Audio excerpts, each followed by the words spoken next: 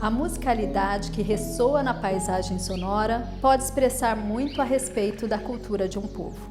A paisagem cineira, caracterizada como paisagem sonora, representa o espaço acústico, onde a sonoridade transmite diferentes interpretações de memória, de comunicação, de tempo e espaço. Uma arte musical compõe a linguagem dos sinos, correspondente à religiosidade e aspectos da vida sociocultural, criada inicialmente como forma de expressão de poder, controle social, transmissão de informações e reproduzida até hoje pelos sineiros.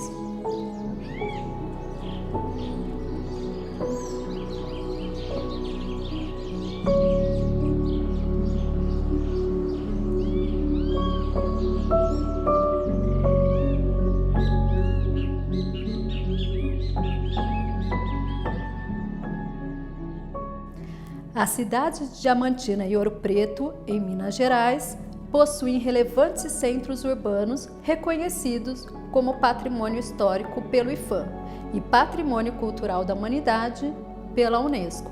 O processo de salvaguarda continuou e no ano de 2009, o toque dos sinos e ofício de sineiro, recursos imbuídos na memória coletiva de 9 cidades barrocas mineiras, receberam do IPHAN o registro de patrimônio cultural e material como bens intangíveis, respectivamente nas categorias saberes e formas de expressão, como referência para a preservação do saber histórico nacional. Nessas paisagens sonoras protegidas, quase não se escutam mais o som dos sinos como antigamente. Os sinos foram lentamente silenciados com o passar dos anos, deixando nas demais cidades a memória da trajetória sineira, hoje relembrada apenas em ocasiões especiais. A resistência da cultura sineira encontra-se relacionada à própria resiliência dos sineiros, em manter viva a linguagem dos sinos, como capacidade de adaptação às novas dimensões e funções paisagísticas, em decorrência da dinâmica sociocultural, econômica e política.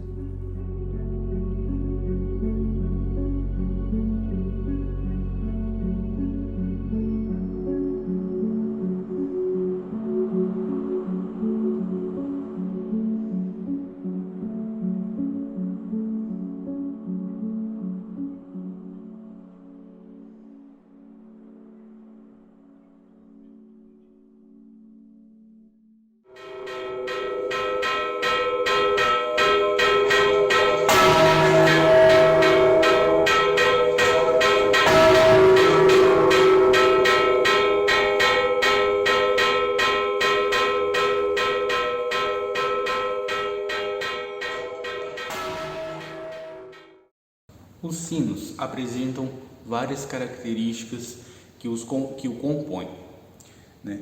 Nós temos cada sino em igrejas mais antigas divididas em várias partes. Então, para a gente conhecer um pouquinho disso, para a gente entender a sonoridade, para a gente entender as formas do sino, é importante também a gente entender essa estrutura. Então, o sino aqui em Ouro Preto e em algumas outras regiões de cidades históricas apresenta os seguintes componentes. A parte de cima, a gente tem o que chamamos de contrapeso, é essa parte de madeira aqui. Ela também pode ser chamada de cabeçote. Aqui ela é feita de madeira, ela pode ser feita até de uma forma mais de ferro, uma estrutura de outro componente. Porém, nas igrejas mais antigas coloniais, a gente tem essa estrutura em madeira e dentro dela você tem alguns pesos que vão assim facilitar a movimentação do sino. O que prende o sino, né, na torre ou na cantaria, que é a parte de pedra ou madeira da igreja, né, nas paredes, é o eixo. Esse eixo vai encaixar no que chamamos de mancal. O que é o mancal? O mancal é uma estrutura como a minha mão está aqui, nesse mesmo formato na minha mão, em forma de um C ou de um U. E aí o eixo vai se encaixar nessa parte que está presa na parte da cantaria, né, na parte da parede, possibilitando assim o eixo rodar, né, fazendo a movimentação do sino sem vibração, muita vibração de força na parede. Então você tem um meio quase igual uma roldana, quase igual um rolamento, porém é uma estrutura em forma de U que se encaixa o sino, né? O sino, para ser preso no cabeçote, ele possui o que nós chamamos de meais. O meal é uma estrutura desse tipo, desse formato, ou até mesmo de forma separada, só tendo o que a gente vai chamar aqui também de lança, né? Essa lança, e aí ele pode ter uma composição aqui também de alguns parafusos. Esse, por ser um sino demonstrativo pequeno, a gente só tem essa estrutura dobrada, que também é possível encontrar em sinos menores. Em cima, nós vamos ter mais ainda uma forma de um ferro mesmo, né? Como se fosse um apoio para fazer pressão no encaixe dos meiais, para o sino ficar preso junto ao contrapeso, cabeçote, e não ficar fazendo tanta força sobre o eixo, para não ter um envergamento. Imagina ter um peso concentrado só no meio aqui. Possivelmente com os anos, essa barra de ferro que a gente chama do eixo, ela pode se entortar. Então o cabeçote distribui uma forma mais uniforme, né? Distribui o peso uniformemente aqui em cima do eixo. Agora vamos para o sino propriamente dito. O sino, ele possui algumas partes que são bem interessantes. Aqui em cima, essa parte aqui, chamamos de coroa. Aqui que a gente coloca os encaixes, tanto do eixo quanto dos meais. Nessa parte aqui, onde é o corpo do sino, nós temos aqui a gente vai chamar de corpo de sino, e aqui na parte de embaixo a gente tem a bacia do sino, que é justamente essa boca dele. É interessante, um ponto interessante para a gente entender, que graças à sua altura e o diâmetro da sua boca, nós temos a sonoridade do sino. Ligado também a isso, nós temos a sua espessura. Se o sino é muito espesso, muito alto e bem largo aqui, possivelmente vai ser um sino mais grave, mais pesado. Porém, se ele pode ser alto, a boca pode ser um pouco maior, e ele for um pouco menos espesso, o sino dá um tom diferente. Então, assim a gente tem a composição do sino. Por fim, temos aqui o badalo, que é preso na ponta, lá dentro, na ponta da coroa, na parte interna, e aí ele dá essa movimentação de sonoridade. O que nós podemos entender disso tudo é que graças a essa composição nós temos a sonoridade. Cada sino é afinado de uma forma, respeitando as escalas musicais. Então, uma torre, por exemplo, ela pode ter toques melódicos que vão compor a partir de notas musicais. Um sino afinado em Mi, outro sino afinado em Dó, outro sino afinado em Sol, né? A gente tem alguns arranjos, algumas harmonias nas torres.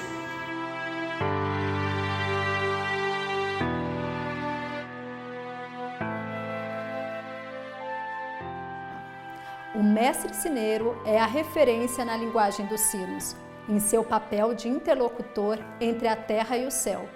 O sino, como instrumento musical, difunde a comunicação de forma cênica, envolvendo a sonoridade dos significados representativos no imaginário das pessoas. A cultura e a tradição oral, por meio dos ensinamentos dos mestres sineiros, sustentam as práticas dos toques, que transpassam as barreiras territoriais, contribuindo na organização dos lugares sagrados.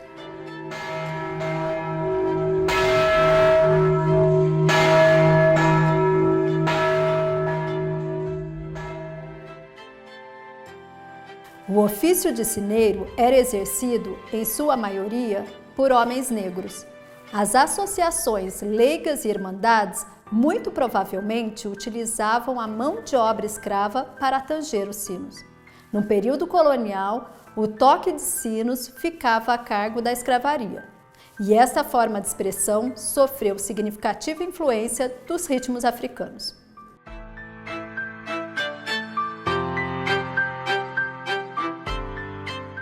Voltando para a estrutura, se a gente fosse montar um sino, vamos montar esse sino aqui, por exemplo.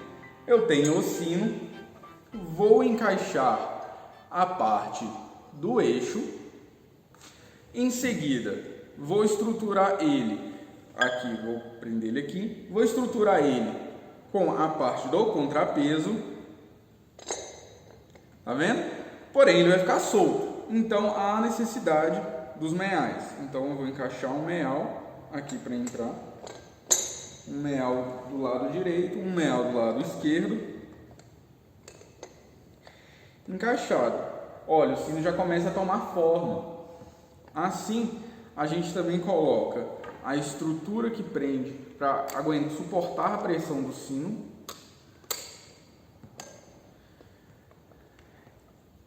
Com que faz com que ele prenda de uma forma bem forte, né? Toda essa questão da encaixar o sino, a parte do cabeçote, junto com o eixo, junto com o cabeçote. Então, é o todo. Então, se a gente prende, tem sempre bem preso, e é uma parte bem simples, nada muito engenhoso, né? Mas muito funcional. Caso, por exemplo, isso venha se soltar durante um toque, o sino para de tocar imediatamente e pode acontecer um acidente. Então, por fim, é colocado as porcas.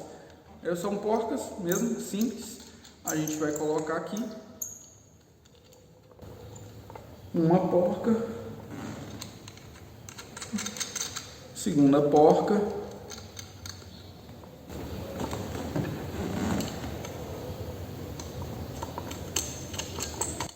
terceira porca,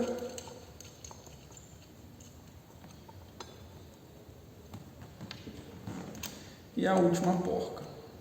Há sinos que possuem 8 até 10 conjuntos de porcas. Esse aqui, por exemplo, possui 2 conjuntos, né, de 2 porcas. Assim, o sino fica preso, facilitando então, no caso, né, a gente tendo aqui agora a movimentação. Ele pode movimentar. Com isso, nós temos os toques. Quais são os toques? Aqui em Ouro Preto, nós temos uma grande divisão principal, que a gente vai chamar repique e acompanhe. O repique são os 2 sinos pequenos. Por exemplo, se a gente for falar, a gente vai ter o repique festivo rápido, e dentro do festivo, né, festivo rápido e festivo lento. e a outra divisão chamada de acompanhe, que vai ser o acompanhe pode ser rápido ou pode ser lento. Então, por exemplo, se eu for fazer um repique, o repique, lembrando, os dois sinos menores ou um sino menor, ele vai manter uma cadência. Por exemplo, se ele for lento, festivo, lento, ele vai fazer uma nota por tempo dentro de um compasso. Então vai.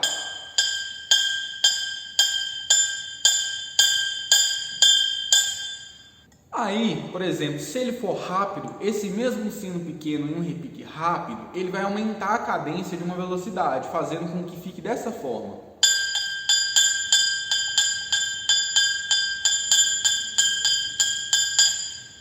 Assim, o outro sino, por exemplo, maior, pode acompanhar de uma forma mais lenta, por exemplo.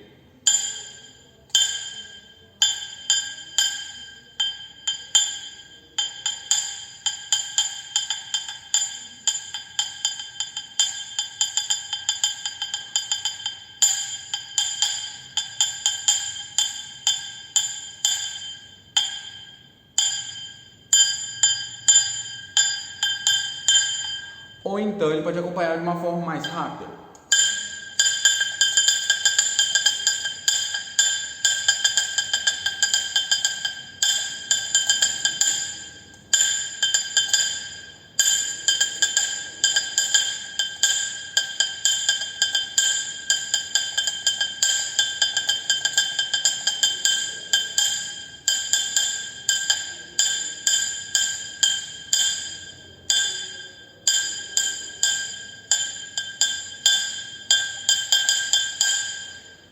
Ele pode acabar dessa forma mais rápida. Assim, todos os repiques festivos serão, todos os toques festivos serão dessa forma, apresentando repiques e acompanhes lentos e rápidos.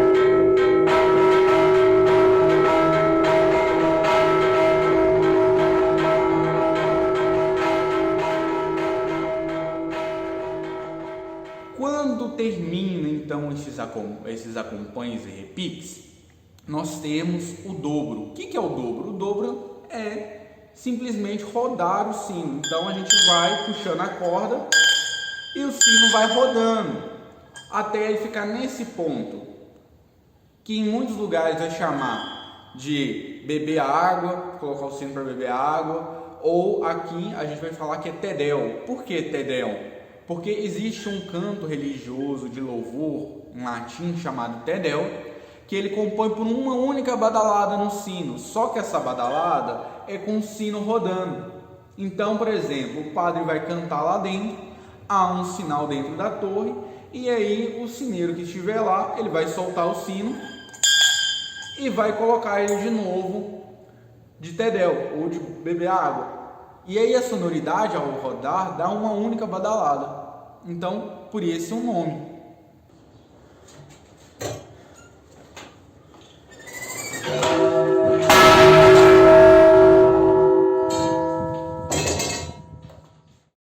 Toques fúnebres. Há sinais para homens e para mulheres. Os sinais de criança não fazemos por quê? Porque é um sinal mais festivo. Então, de homens, são 2 sinais de repique, né?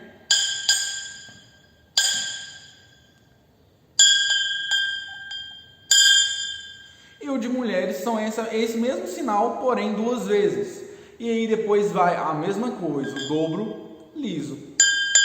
Então há esses 2 toques, o fúnebre, o festivo. Há também os toques de missa. O toque de missa, necessariamente, é no final de um repique festivo ou no final de um repique fúnebre. Por exemplo, uma missa de finados, o toque é fúnebre. Então, quando a gente faz esse toque, a gente faz a entrada para a missa, ou arremate, que é aquele toque assim.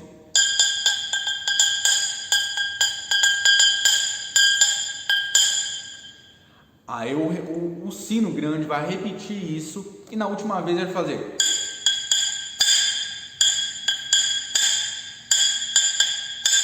Aí todos os sinos da torre fazem a mesma coisa. Pá, pá, pá. Aí todo mundo junto. Cham, pá, pá, pá. Cham, pá, pá, pá. Cham. E aí vai começar uma cadência do grande até o pequeno, fazendo a seguinte situação. Aí há uma pausa. Aí de novo.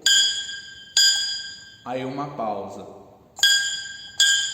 Mais uma pausa. Aí na terceira vez começa a fazer aumentar a velocidade das badaladas.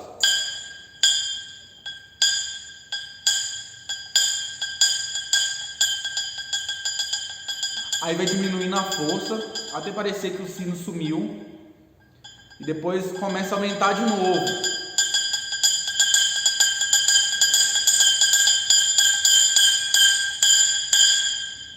Aí novamente faz o que a gente vai chamar de crescente, até mesmo porque exatamente, o pensamento é ligado a muita partitura música, porque o sino também é um instrumento musical. Então volta na crescente, ó.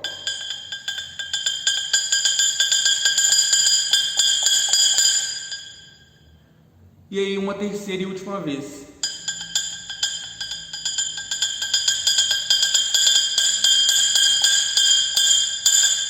E aí a gente dá entrada para a missa, né? A parte que é o arremate, que a gente chama, que vai avisar que vai ter missa.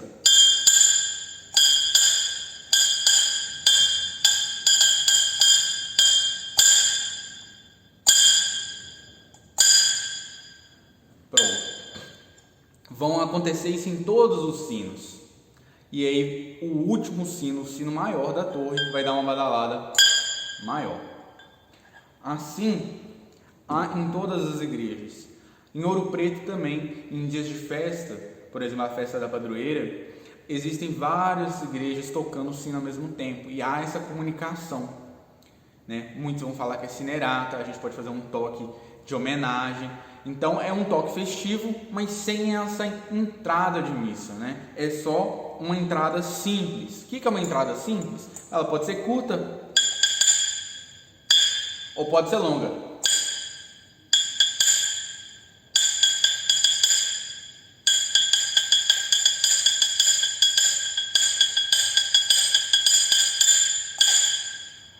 São essas 2 entradas. Então os sinos se apresentam para começar o toque nesse formato em um dia festivo, seja em qualquer igreja, aqui na Nossa Senhora Basílica de Nossa Senhora do Pilar, na igreja de Nossa Senhora do Rosário, Nossa Senhora do Carmo, São Francisco. Todas as igrejas vão se apresentar nesse mesmo toque, que é aqui um toque tradicional aqui em Ouro Preto. Aqui na torre, nós temos, na igreja de Nossa Senhora do Pilar, em Ouro Preto, nós temos 2 sinos, são mais tocados, né, na torre, para quem está de frente para ela, ao lado esquerdo. Nós temos o sino chamado Jerônimo. Todo sino tem nome, né, eles são batizados, então possuem nomes. Por eles possuírem nomes, então a gente chama eles pelo nome. Então esse sino maior aqui, a gente chama ele de Jerônimo, né, referente a São Jerônimo. E aqui a gente temos um outro sino. Infelizmente esse aqui a gente não tem um nome específico dele, porque já faz muitos anos. Então a gente sabe que ele é do Rosário, então ficou do Rosário mesmo. Então a gente tem aqui o do Rosário e aqui a gente tem o São Jerônimo.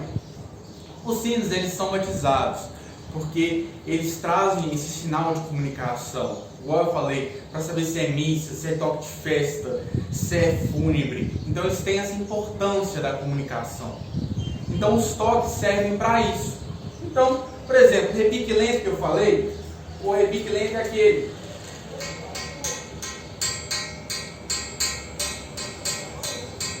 Repique rápido, repique lento. Lento, rápido.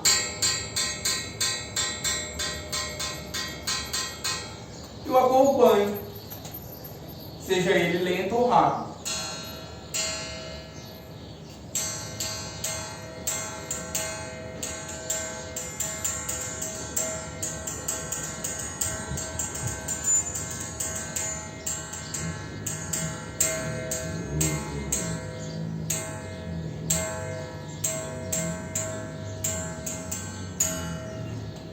Então, cada irmandade, cada igreja tem o seu sino.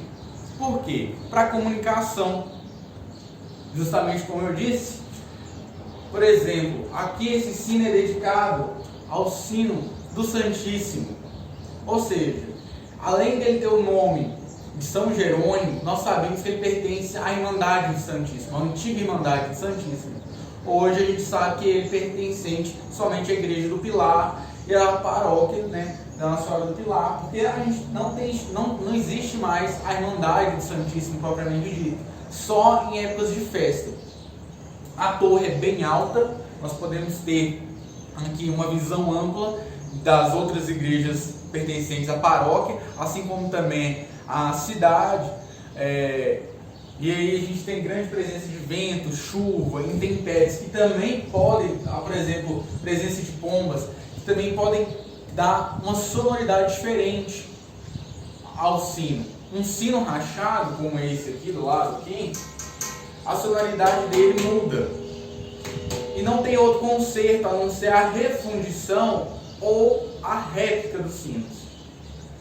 Então aqui em Ouro Preto a comunicação toda religiosa também é feita através dos sinos.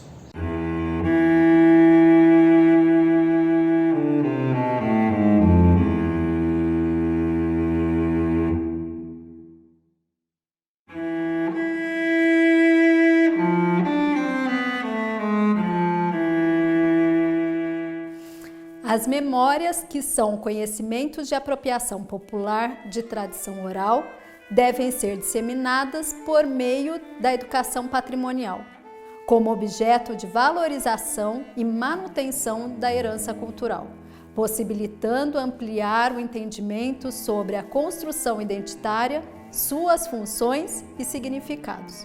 Assim, o universo das paisagens sonoras, da linguagem dos sinos, do ofício dos sineiros, não se restringe ao campo sacro, mas à comunicação e o controle do tempo, revelando vieses geográficos, históricos, políticos e socioculturais, importantes para compreendermos a contextualização de sociedades passadas que reverberam preceitos atuais.